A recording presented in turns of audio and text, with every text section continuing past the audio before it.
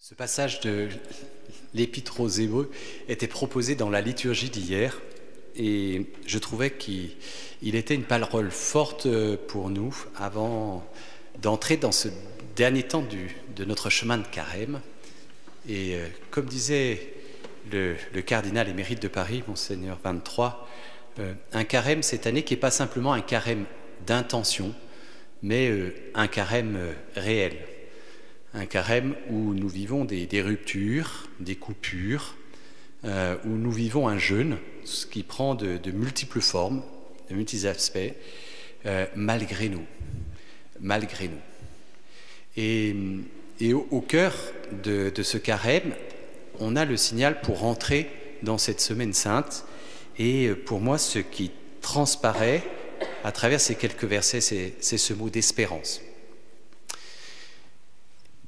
L'espérance est quelque chose de particulier parce que, comme le dit Paul, l'espérance c'est ce qu'on ne possède pas, c'est ce qu'on ne voit pas, c'est ce qu'on ne maîtrise pas.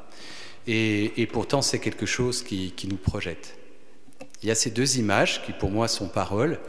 La première, celle reprise par Péguy, qui doit dater de saint Augustin, de ces trois sœurs, de ces trois vertus théologales, ces grandes vertus que sont la charité, parce qu'il n'y a rien de plus grand que la charité d'une prière, d'une offrande, d'une vie du Christ en acte, et puis de l'autre côté la foi qui rend possible la charité, qui rend fort la charité, qui met en œuvre cette charité. Et au milieu de ces deux grandes vertus, Péguy nous parle de la petite fille Espérance, qui court devant, tenant la main de ses deux grandes sœurs et qui les entraîne. Et puis, il y a cette image que prend Paul ici, qui est celle de l'ancre. L'espérance qui nous tient. Devant la multitude des nouvelles, de ce que traverse notre monde, de ce que peut vivre aussi nos proches, nous pouvons facilement être ballottés.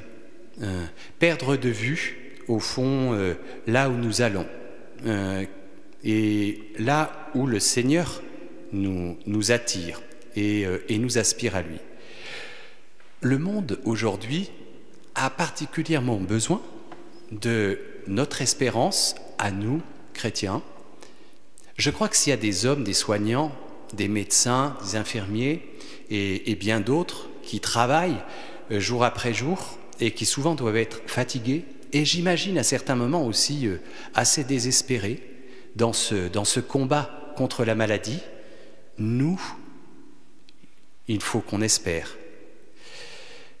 Quand on regarde l'avenir et où on se dit que après cette crise sanitaire, finalement, tout cela ne pourra déboucher que sur une crise économique et que cette crise économique elle engendrera sa crise sociale, nous espérons. Christ, quand il a traversé cette semaine sainte, il n'avait pas la victoire en main. La résurrection n'était pas quelque chose d'acquis. La résurrection, c'était toute son espérance. C'est qu'au fond, cette traversée, cette incompréhension, ce non-sens de la trahison de Judas, cette incompréhension devant le reniement de Pierre, cette solitude